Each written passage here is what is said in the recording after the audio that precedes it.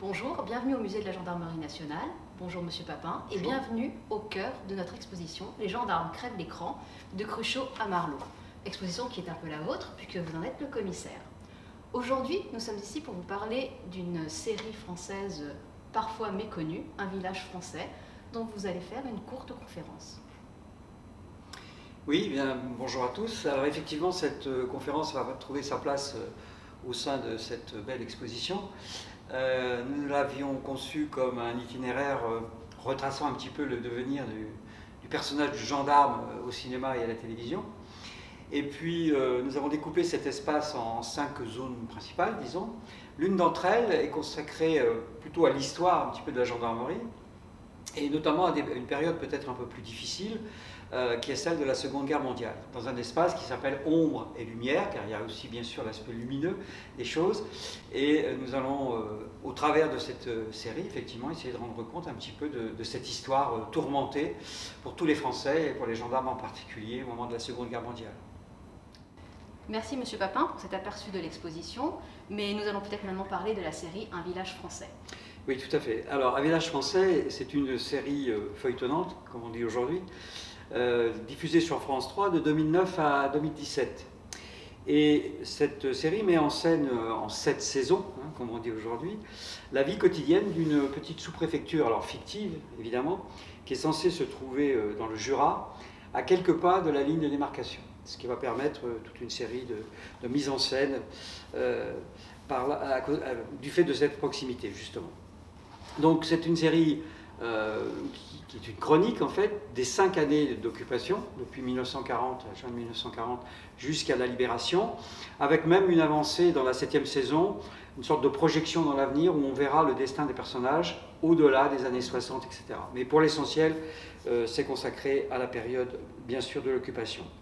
Alors il s'agit d'une fiction historique dont on peut dire qu'elle est extraordinairement ambitieuse, puisqu'elle veut rendre compte par la chronique des choix qui furent évidemment difficiles pour tout le monde, pour tous les villageois, je reprends le terme de village, pour tous les villageois qui heurtent à faire sans cesse des choix, parfois dramatiques.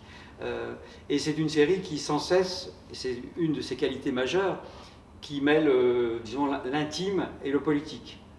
Chaque personnage a un rôle social important, ça peut être le maire, ça peut être le maître d'école, et puis en même temps, ce sont des femmes et des hommes, des enfants aussi quelquefois, qui ont des problématiques de vie compliquées et rendues encore plus compliquées, bien sûr, par la période.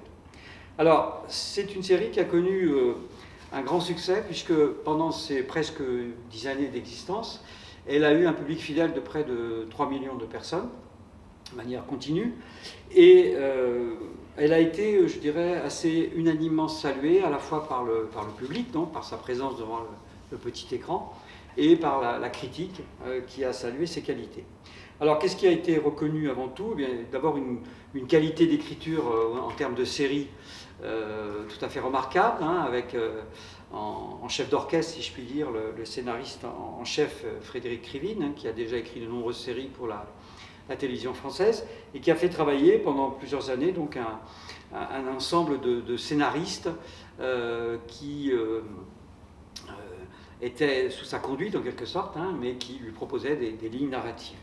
Il avait aussi à sa disposition, ce qui est très important, pour compléter son travail, il avait une assistante spécialiste un petit peu en psychologie des personnages, qui permettait d'approfondir la psychologie de ces personnages, et puis surtout, puisque nous sommes dans une fiction historique, il avait un conseiller historique qui n'était pas n'importe qui, puisqu'il s'agissait en l'occurrence de Jean-Pierre Azéma, qui est un grand spécialiste de la période. Alors, c'est un récit, je le disais tout à l'heure, et je reprends ici une formule de Frédéric Krivine, c'est une série à hauteur d'hommes et de femmes. Ça veut dire quoi? Ça veut dire que petite et grande histoire ne cessent de se mêler, et les personnages sont amenés à réagir en fonction de cette situation exceptionnelle qu'est la guerre, l'occupation, etc. Selon une formule de Frédéric Krivine, il s'agissait pour lui, et ses scénaristes bien sûr, d'essayer de voir comment la guerre, ces conditions très très particulières, exacerbe un petit peu les relations humaines, et il emploie un mot très fort qui est celui de zoo humain. Il dit qu'il s'agissait de voir un peu comment les personnages allaient réagir dans ce zoo humain.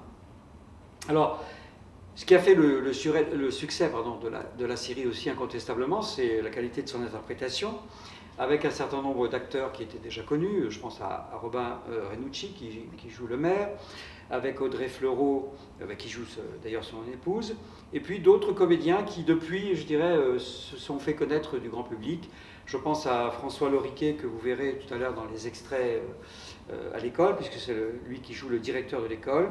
Et puis peut-être surtout Nicolas Gobe, qui est un comédien qu'on voit désormais beaucoup et qui joue un inoubliable et terrible commissaire de police. On va en reparler tout à l'heure. Bien sûr, au milieu de tout ça, ces personnages évoluent, si vous voulez, dans des décors et avec des costumes dont la reconstitution minutieuse a également été tout à fait saluée. Tout ça avec un respect, je dirais, à la fois de l'histoire, bien entendu. Jamais on ne va au-delà de ce que les personnages savent. Hein, ça aussi, on pourra en dire deux mots tout à l'heure. Et puis, dans cette période d'extraordinaire violence, évidemment, la série ne cache rien de cette violence, mais le fait toujours avec beaucoup de discernement, de façon à ne pas heurter, je dirais, par des représentations trop crues, la violence de cette époque. Mais dans cette série, quelle va être la place du gendarme finalement ?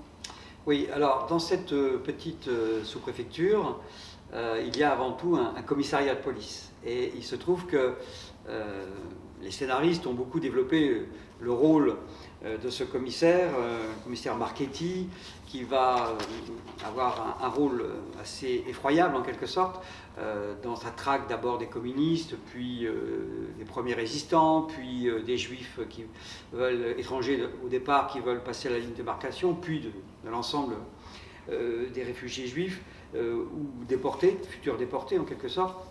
Et alors ce personnage qui est surnommé dans la série le boucher de Villeneuve, hein, Villeneuve, je le rappelle, c'est, je ne sais pas si je l'ai dit tout à l'heure, c'est le nom de ce village fictif, il prend toute la place, je dirais, d'un point de vue dramaturgique. Et il faut attendre de fait la 4e saison pour voir apparaître les gendarmes véritablement, et là, occuper tout l'écran, si j'ose dire.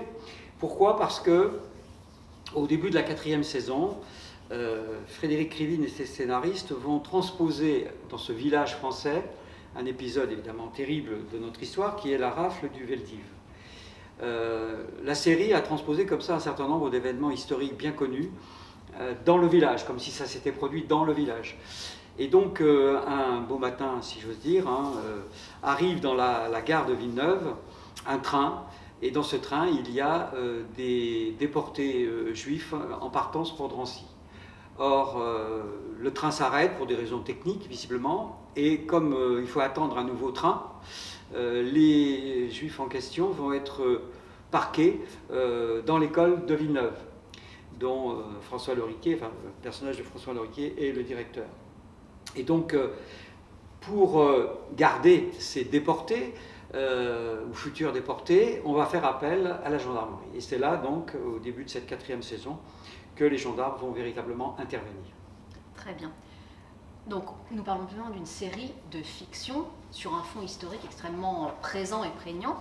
Peut-être qu'avant de se lancer tout de suite dans la série en elle-même, pouvez-vous nous faire un petit rappel historique de cette période et du rôle de la gendarmerie ?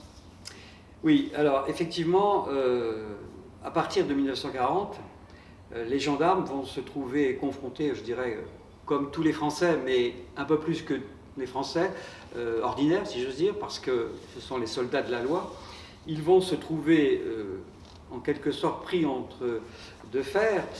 D'une part, le droit, enfin l'obéissance qui doit normalement guider leur action en toutes circonstances, le respect donc des ordres du gouvernement légal, et bien entendu leurs interrogations profondes devant une éthique qui est celle du gouvernement de Vichy, qui n'est pas sans poser problème, évidemment.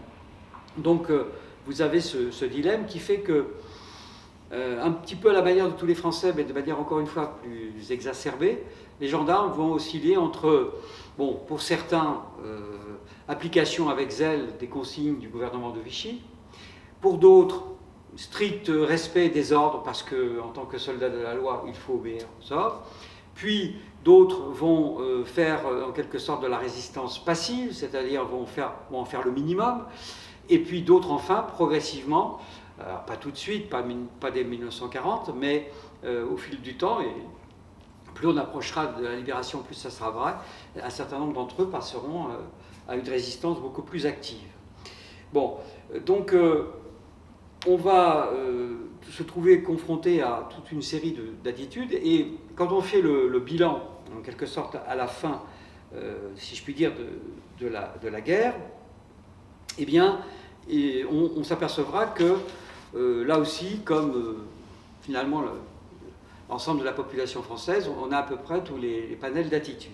Si je fais le bilan, on constate d'une part, ça ce sont les historiens qui le disent très clairement, on trouve trace constamment dans les archives de remontrances, je dirais, du gouvernement de Vichy à la gendarmerie, en disant vous ne vous engagez pas suffisamment, vous êtes trop passif dans l'application de notre politique. Alors quel est le bilan qu'on peut tirer à la fin? Eh bien, les chiffres, là aussi, ce sont les historiens qui nous le disent. D'abord, pendant la guerre, il y a eu à peu près 400 gendarmes qui ont été fusillés pour refus d'obéissance, actes de résistance.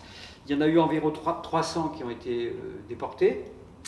Et à la libération, donc après 1945, 4 gendarmes ont reçu la croix de la libération, 360 la médaille de la résistance, et 7 seront reconnus comme justes parmi les nations. De l'autre côté, si j'ose dire, en sens inverse, il y a eu évidemment beaucoup de problèmes qui ont pu se poser ici et là, et l'épuration de ce point de vue-là a été très sévère. D'abord, on estime qu'en 1944, au moment de la libération un peu sauvage, il y a eu une cinquantaine de gendarmes qui ont été exécutés de manière un peu sommaire. Bon, c'est l'épisode de l'épuration sauvage, là aussi l'époque des femmes tondues, etc., qu'on connaît bien. Et un petit peu après-guerre, lorsqu'il est venu le temps des procès, à peu près 7% des sous-officiers et 20% des officiers de gendarmerie ont fait l'objet d'une enquête. Et ensuite, ils ont été jugés. Il y a eu, semble-t-il, enfin c'est ce que disent les historiens de manière assez claire, une majorité malgré tout de classements sans suite. Voilà. Donc on a eu une attitude, je dirais, très ambivalente, oscillant encore une fois entre un zèle parfois tout à fait intempestif, avec un antisémitisme parfois qu'on retrouvera d'ailleurs dans quelques images, et puis de l'autre côté, une résistance qui s'affirme de plus en plus. Très bien. Et est-ce qu'on peut penser et trouver que le petit et le grand écran, la fiction a bien restitué justement cette ambivalence du gendarme entre zèle, entre passivité ou résistance? Oui. Alors, au tout début, au tout début après-guerre, disons, dans les années 50, on avait un petit peu de mal à parler de tout ça. Vous vous souvenez, il y a eu un documentaire célèbre qui s'appelait Nuit et brouillard d'Alain Resnais. Et là, à l'époque, il y avait eu une polémique parce qu'on voyait les gendarmes qui avaient été mobilisés, je vais y revenir, donc, après la rafle du Veldiv, pour garder les camps de déportés, les camps de transit, comme on disait, Drancy, Beaune, La Rolande, etc. Ces gendarmes qui avaient été mobilisés, eh bien, il y avait une photo dans le documentaire de Resnais où on voyait un képi de gendarme. Et à l'époque, ça avait fait scandale, et Resnais avait dû un petit peu gommer, disons, la présence de ce képi. Aujourd'hui, on n'en est évidemment plus là, et depuis très longtemps, disons que le cinéma, par exemple, a regardé les choses en face. Je dirais dès les années 70, avec un film, par exemple, comme Les Guichets du Louvre. Les Guichets du Louvre, c'est un film en 1974 qui raconte donc la rafle du Veldiv. Et on voit comment les gendarmes sont alors mobilisés comme supplétifs des policiers parisiens. Et ensuite, on les retrouve donc dans les camps d'internement provisoire, Drancy, Beaume, La Rolande. C'est encore plus vrai dans un autre film beaucoup plus récent, des années 2000, qui s'appelle La Rafle, où là, effectivement, on retrouve ces gendarmes dans un camp d'internement, et avec des attitudes, là aussi, comme je le disais tout à l'heure, très différentes selon les individus. Certains se montrent extraordinairement brutaux, très zélés dans l'application des ordres, ayant parfois un discours ouvertement antisémite, par exemple. Et puis à côté de ça, il y en a d'autres qui essayent de composer avec la situation, de faire au mieux, d'adoucir les choses, de se comporter, disons, humainement. Alors, cette ambivalence des situations et des comportements, nous avons essayé d'en rendre compte aussi dans le cadre de l'exposition, avec un large extrait qui est proposé dans la salle de cinéma de l'exposition, du film de Monsieur Batignolles, que je pense tout le monde connaît. Dans ce film, Monsieur Batignolles, on voit comment, c'est un film de Junio, Junio joue un commerçant parisien qui va se prendre d'affection pour un jeune garçon juif qui est en fuite. Et il y a une scène très célèbre dans ce film où on voit très bien cette double attitude que je décrivais à l'instant, c'est-à-dire que dans une scène où le jeune enfant a été arrêté par les gendarmes, dans la gendarmerie, il se trouve confronté à un lieutenant de gendarmerie qui se montre extrêmement brutal et qui a des propos très pro-Vichy, gouvernement de Vichy, et des propos ouvertement antisémites.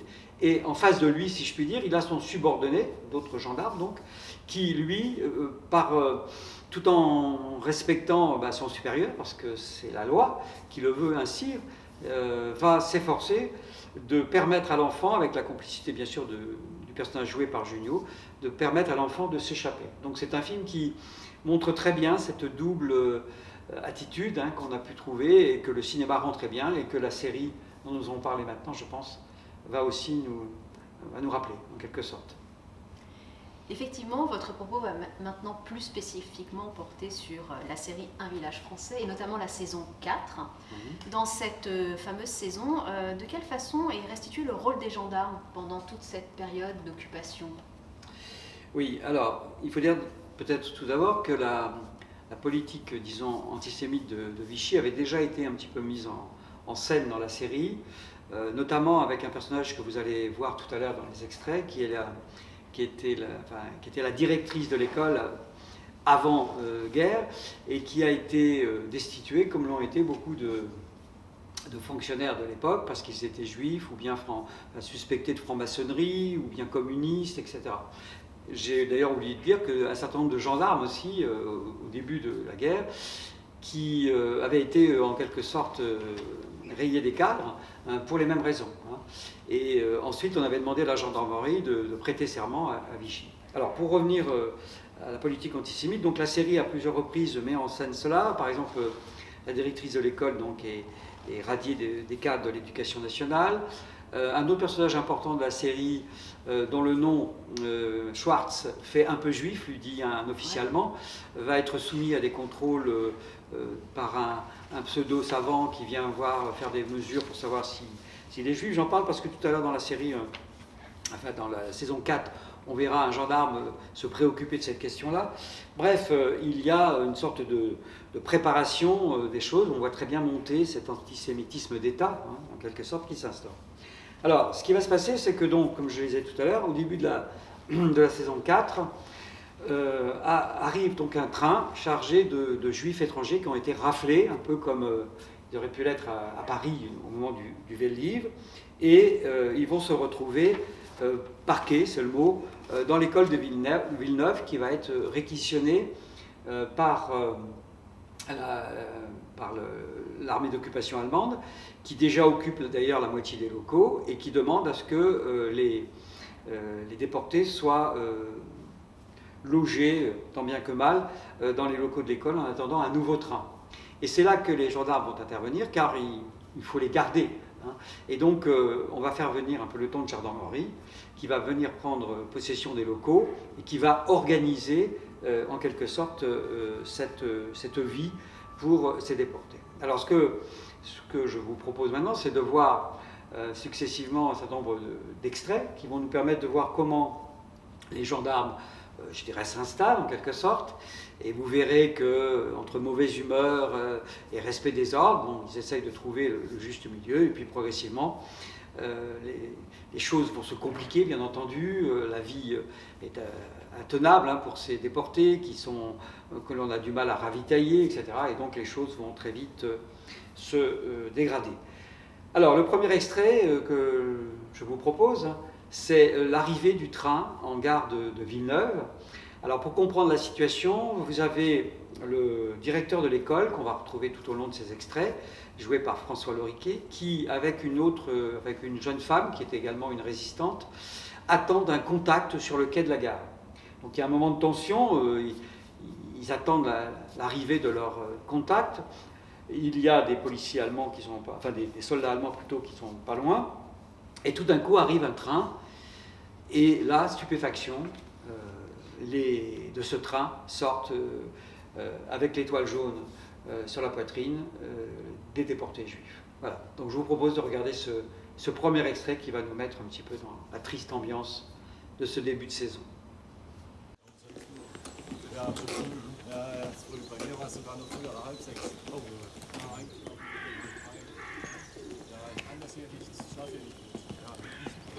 Mais qu'est-ce qu'il fout? Il veut nous attendre et c'est nous qui l'attendons. Il va venir. On a quand même l'air un peu tarte à faire comme si on attendait un train alors qu'il n'y a pas de train. Au moins, on risque pas de le rater. Le type? Montre.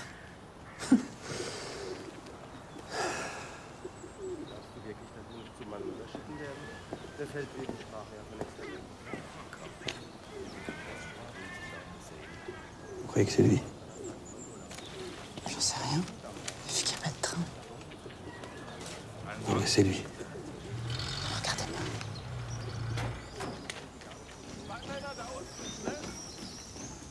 Auf geht's, ausschalten! Los, beeilt euch!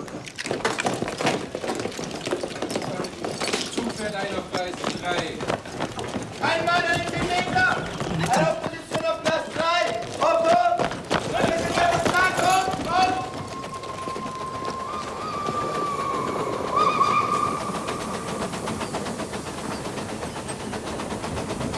Prenez-moi dans vos bras.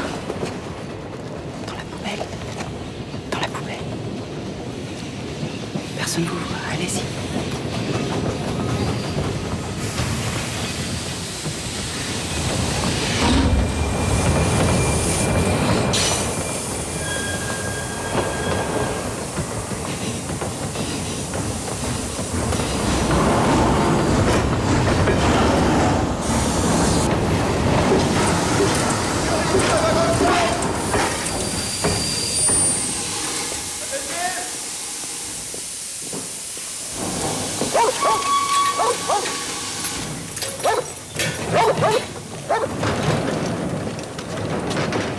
Steigt aus!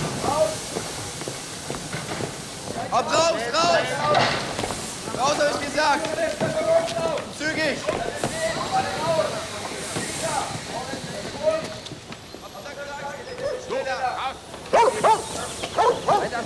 Weiter gut, schnell! Weit weg!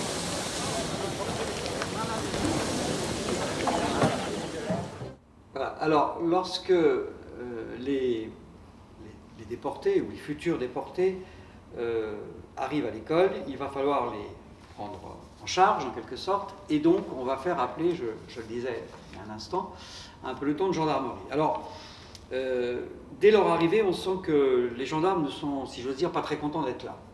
Par exemple, le chef du peloton va dire, je cite, hein, « Si je connaissais l'abruti qui a eu l'idée de stocker les Juifs à Villeneuve », bon, voilà.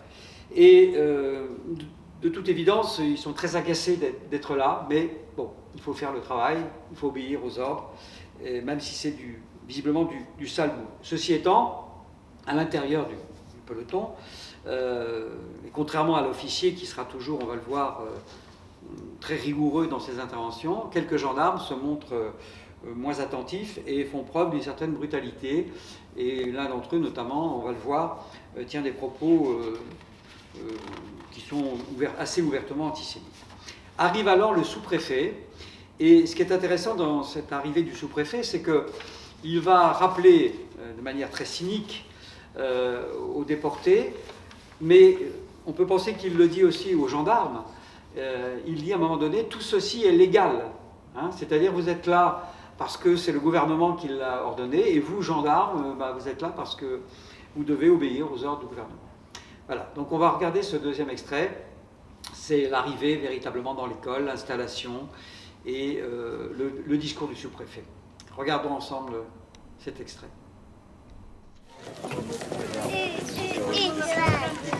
Papa, regarde-moi. On met 50 dans la grande salle, 10-15 dans la première petite. Vous en mettez combien par lit? Un lit pour 4. Des familles pour la plupart. Ils dormiront à tour de rôle. 4 par lit? C'est l'île avec une des caves, non? Oui. Il y en a peut-être d'autres. Ah non, non. De toute façon, les autres cas sont condamnés, il y a des risques d'éboulement. Ah bon? Si vous avez peur, je peux y aller avec mes gants. Non, non, non, non, non, non, je peux pas vous laisser, il faut une autorisation spéciale de l'académie, sinon moi je saute. Ouais. Je vais me renseigner. En attendant, ils sont donc 4 par lit.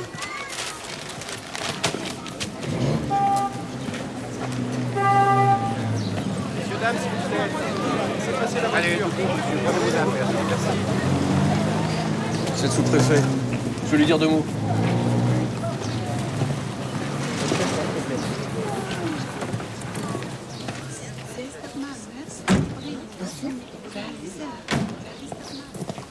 Ça se passe bien? C'est de la folie, monsieur le sous-préfet. Vous êtes serrés comme des sardines. Je vous donne pas 2 heures avant que les sanitaires tombent en panne. C'est fait pour quelques enfants qui vont de temps en temps, pas pour des dizaines de familles en intensif. Alors vous proposez quoi? Qu'on les renvoie à la gare? Non. Alors bienvenue dans le monde réel. Ces gens-là ne sont pas en vacances, ce sont des déplacés, en transit. Alors vous réservez les lits pour les femmes enceintes, les enfants, les vieillards, que les autres, une couverture et pieds par terre. C'est pas compliqué. C'est pour 2 jours.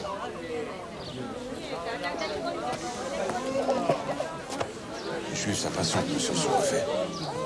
Qu'est-ce qu'on fait? Je vais leur parler. Ouais. Silence dans les rangs, silence. Le silence, j'ai dit. Le silence, j'ai dit. Excusez-les, mais beaucoup de ces gens ne parlent pas français. Oui, ben on est en France ici. S'il vous plaît.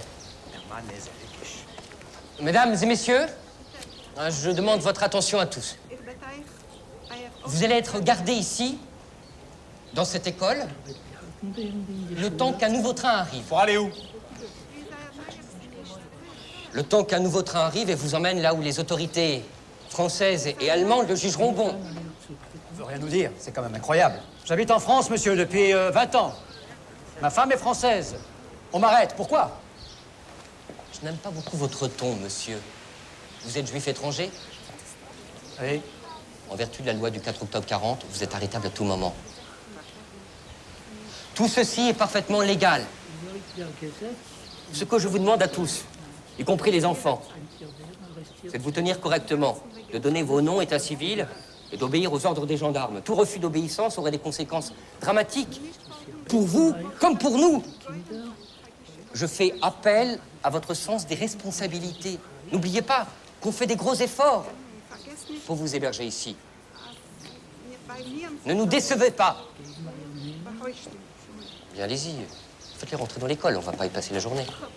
Allez, tout le monde rentre dans l'école. Le chef de famille donne le nom de chaque membre de la famille, avec la date et le lieu de naissance. Et pour ceux qui parlent pas français? Les juifs sont intelligents, non? Je suis sûr qu'ils comprendront. Allez, mettez-vous par ordre alphabétique. Allez, dépêchez-vous.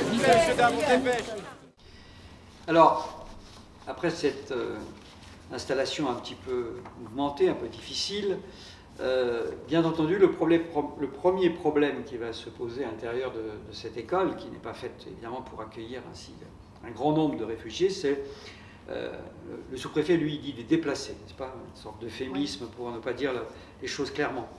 Le problème est avant tout celui d'une part de la promiscuité, bien entendu, mais aussi du fait qu'il n'y a rien à manger, tout simplement. Donc une des premières tâches va être de s'efforcer de ravitailler les déplacés, comme dirait le sous-préfet. Et les gendarmes se trouvent confrontés à une difficulté, c'est que de fait, il n'y a rien, enfin il n'y a pas de ravitaillement disponible. Alors, très vite, bien sûr, dans cette promiscuité, la tension monte, les réfugiés eux-mêmes il va y avoir des rixes entre eux, parce que chacun défend un petit peu son intérêt, évidemment, dans ces moments difficiles. Et à un moment donné, une bagarre va même éclater au sein du groupe. Et là, les gendarmes vont être obligés d'intervenir. Et alors, dans cette occasion d'extraordinaire violence, on verra un gendarme se montrer particulièrement brutal, frappant un des réfugiés à terre, et dans le même moment, son officier le rappelant à l'ordre très sèchement et en lui rappelant à son devoir, si j'ose dire, de réserve en quelque sorte dans une telle situation.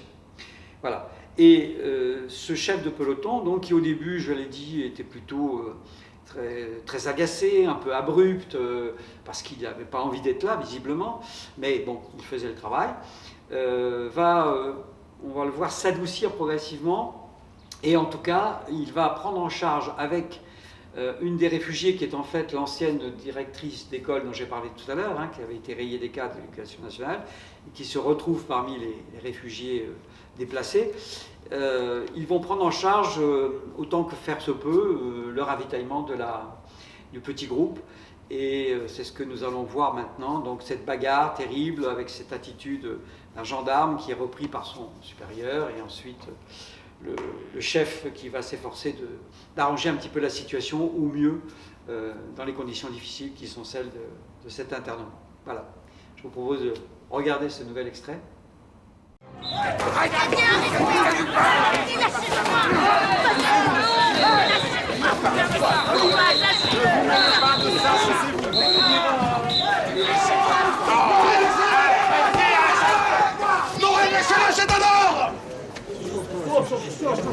Qu'est-ce qui vous prend, Morel? Vous frappez des civils désarmés? Les consignes sont pas laisser le désordre s'installer entre les juifs. Vous voulez bien les consignes, c'est moi qui les donne! Allez, arrangez votre tenue. Occupez-vous plutôt de stocker le matériel. Exécution!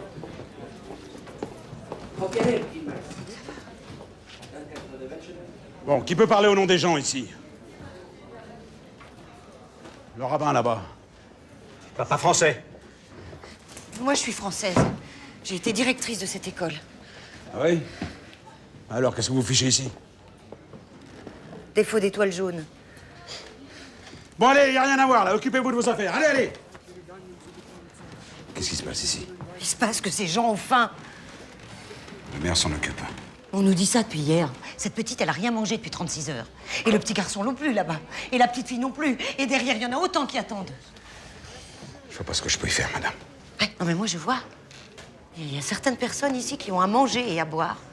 Alors, je sais pas, moi, si on pouvait faire l'inventaire, redistribuer un peu, particulièrement aux enfants, ce serait déjà quelque chose. Vous nous demandez de partager.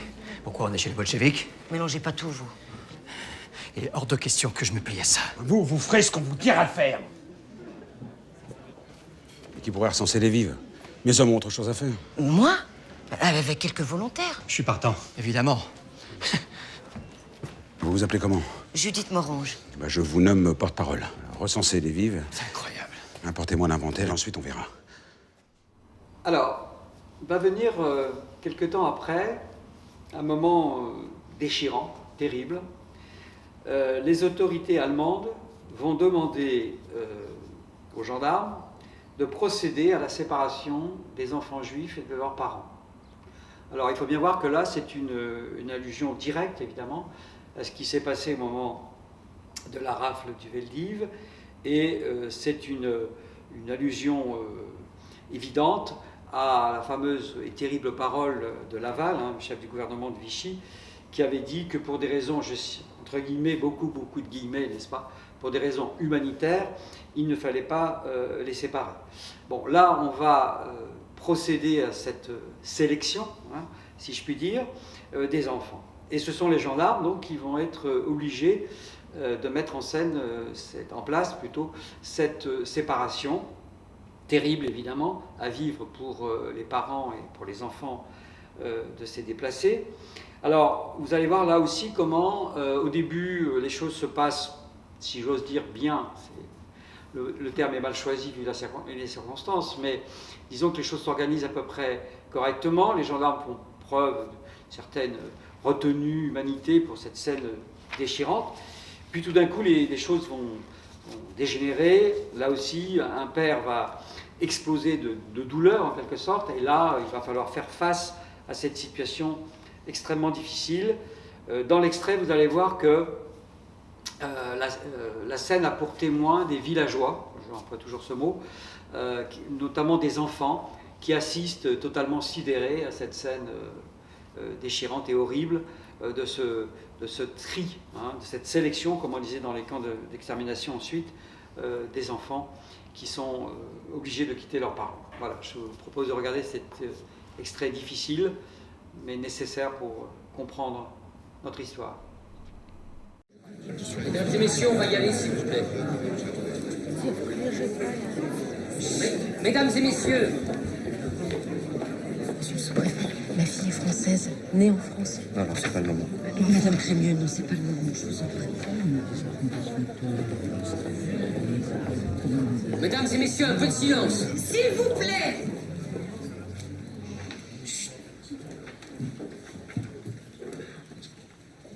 Aronson, Simon, Nathan et Nina. Non, c'est Aronson, monsieur le sous-préfet. Aronson, Simon, Nathan et Nina.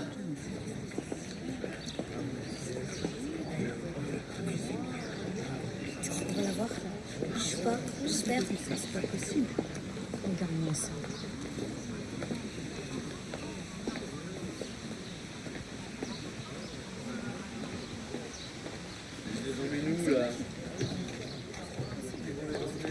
Enfin, Marceau, c'est quoi sa manière de sortir sans prévenir? Tu vas te punir, je te préviens. Toi aussi, Gustave. Allez, on y va. Attends, je veux voir Alain. Kalganosfax, Sarah, Edna et Ethel. Allez, on se dépêche un peu.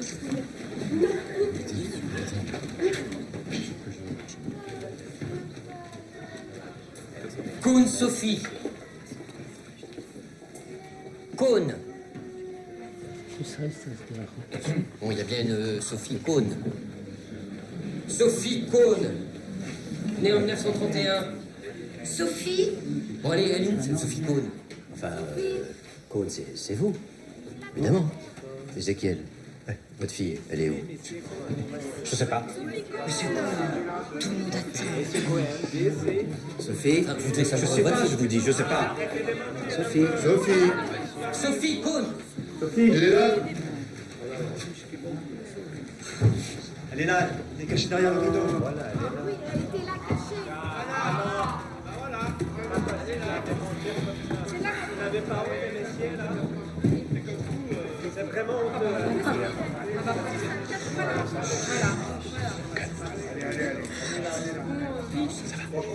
Sophie, tiens. Tiens. Fais comprendre. Ça va aller. Très mieux, Hélène.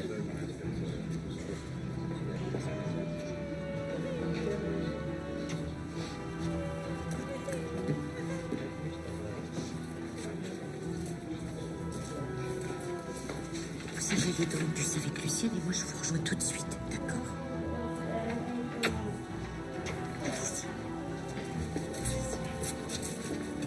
Monte dans le bus là-bas. Allez, vas-y. Allez, petite. Et viens, petite, reste pas là.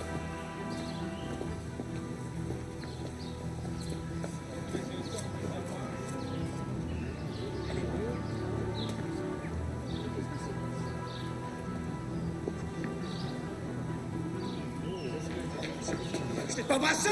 Je t'ai pas embrassé! Lâchez-moi! Calmez-vous! Attrapez-la! Séparez! Calmez-vous! Mais laissez-la! Allez, séparez! Calmez-vous! Madame Sophie, à l'intérieur! Lâchez-la! Montez-la! Lâchez-la! Entrez dans l'école.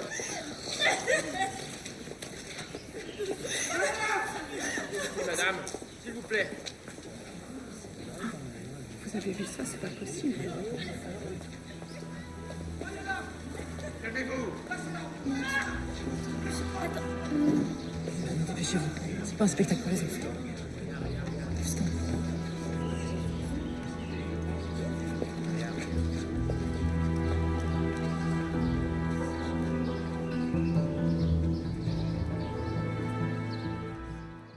Quelque temps après cette scène difficile, les gendarmes qui veulent agrandir l'espace, si je puis dire, d'accueil des réfugiés, demandent à visiter la cave de l'école. Or, il y a un problème. Si vous avez bien écouté le premier extrait tout à l'heure, vous avez vu le directeur de l'école quand les gendarmes qui arrivaient dans l'école lui ont demandé s'ils pouvaient utiliser la cave ou aller chercher en tout cas du matériel à la cave, leur avait dit non, c'est pas possible, j'ai du matériel qui est entreposé, etc. Et la réalité, c'est que le directeur de l'école est en fait un résistant de la première heure et il cache dans sa cave un matériel pour imprimer des tracts pour la résistance. Il a réussi à faire que les gendarmes ne descendent pas dans cette cave, puis arrive un moment où c'est plus possible. Et les gendarmes veulent descendre dans la cave. Donc, nouvelle scène très très intéressante pour montrer encore une fois l'ambivalence des attitudes et des comportements. Les gendarmes descendent dans la cave. Un des gendarmes tient des propos très ouvertement vichistes, je dirais, c'est-à-dire il parle des francs-maçons, des juifs, etc., en termes très très peu amènes. Et puis, ils inspectent la cave, et là, il y a, vous allez voir, sous un drap, en quelque sorte, il y a une espèce de chose un peu bizarre. Le chef du peloton qui est là, et qui reprend systématiquement ses hommes quand il dérape un peu, va s'efforcer de se retrouver seul avec l'instituteur. Il va regarder, parce qu'il a compris, il va regarder ce qu'il y a sous ce drap, et il va fermer les yeux, comme on dit. C'est-à-dire, il va faire comprendre à l'instituteur que, bon, il n'a rien vu, en fait. Et voilà, nous sommes en plein là, dans ce que j'appelais tout à l'heure une forme de résistance passive qui devient presque de la résistance active, puisque là, le chef de peloton se rend de fait complice d'un acte de résistance. Voilà. Regardons à nouveau cet extrait qui réconforte un petit peu par rapport au précédent, je crois. À propos du stockage du matériel, chef. Ouais. Le camion a dû repartir à Dijon.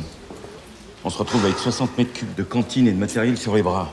On peut pas les laisser dehors avec le temps qu'il fait. Bon, qu'est-ce que vous suggérez? Stockage dans les caves de l'école. Faudrait qu'ils soient à peu près vides. Ah, mais les caves, ça va pas être possible. Ah oui, c'est vrai, il y a votre histoire d'éboulement, là. Voilà. Bon, bah, on va aller voir ça. Maintenant? Bah oui, maintenant. Allez, c'est par où?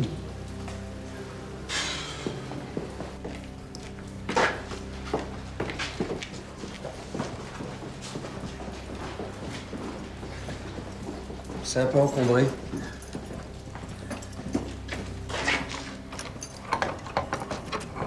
Faudra que je fasse le ménage avant, que vous puissiez... Laissez-nous faire. Je vais pisser la grosse.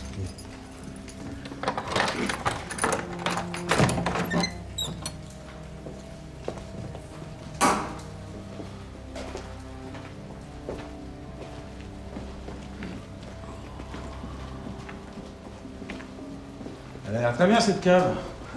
Je vous ai dit qu'il y avait des risques d'éboulement. Oh, c'est un ingénieur de l'académie, et il avait l'air sûr de lui. Les ingénieurs, pour la plupart, c'est tous des youpins ou des francs-macs. Alors? Il y a quoi là-dessous? Ça, c'est du vieux matériel scolaire, c'est des trucs que je dois acheter depuis une éternité. Ça va être une occasion de le faire. Faudra me laisser un petit peu de temps, mais... Hein? Nous, faut pas trop qu'on tarde. Hein?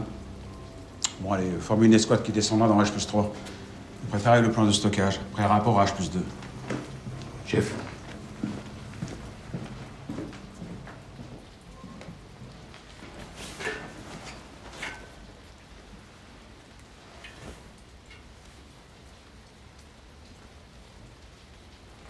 Vous avez 3 heures pour virer ça.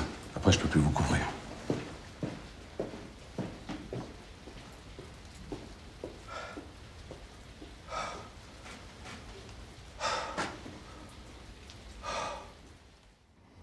Finalement, on peut dire que le rôle du gendarme dans cette série a été assez ressemblant à la réalité, à la fois extrêmement complexe, face à une situation qu'on peut quand même qualifier d'hors norme, hors du commun.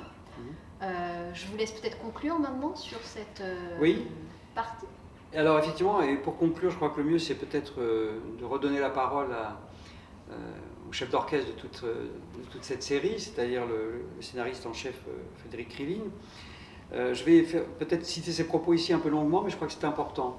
Dans le catalogue, l'excellent catalogue de l'exposition qui est derrière moi, il s'exprime donc sur ses choix concernant la série, et il dit ceci. Là, je me permets de citer ses propos en entier, si vous voulez bien. Les gendarmes étaient au plus proche des lames de fond qui travaillaient la société française, avec un panel beaucoup plus large en termes d'attitude et de positionnement. Certains policiers furent résistants, mais ce fut un engagement plus politique, plus frontal, au péril immédiat de leur vie, comme on le montre également dans la série. Des gendarmes eurent plutôt recours à des formes de désobéissance passive, grève du zèle, sabotage administratif, avant que certains ne s'engagent finalement dans la résistance active. Alors, je crois que c'est ce que, effectivement, la série montre bien. Hein, je pense que les différents extraits ont bien montré ces attitudes diverses. Hein, on a vraiment tout le panel. Et alors, pour expliquer peut-être cette attitude-là, Frédéric Krivine renvoie à quelque chose que, ici, dans cette exposition, on a beaucoup cherché à mettre en valeur, qui est la proximité du gendarme par rapport à la population et par rapport aux citoyens. C'est peut-être une des différences entre le policier et le gendarme. C'est que le gendarme a cette proximité, le cinéma et la télévision en témoignent abondamment, et l'exposition le montre très bien.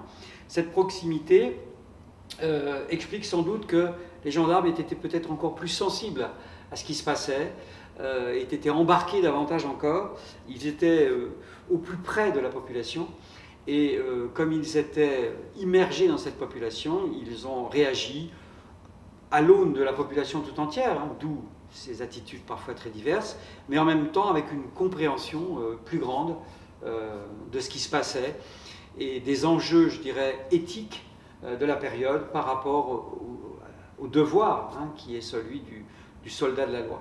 Voilà. Donc on retrouve là cette proximité, cette compréhension des choses peut-être plus grande.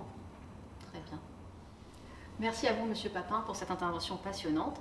Si vous ne l'avez pas vue ou si vous souhaitez la revoir, l'exposition temporaire en captation 360 sera disponible sur notre site très prochainement.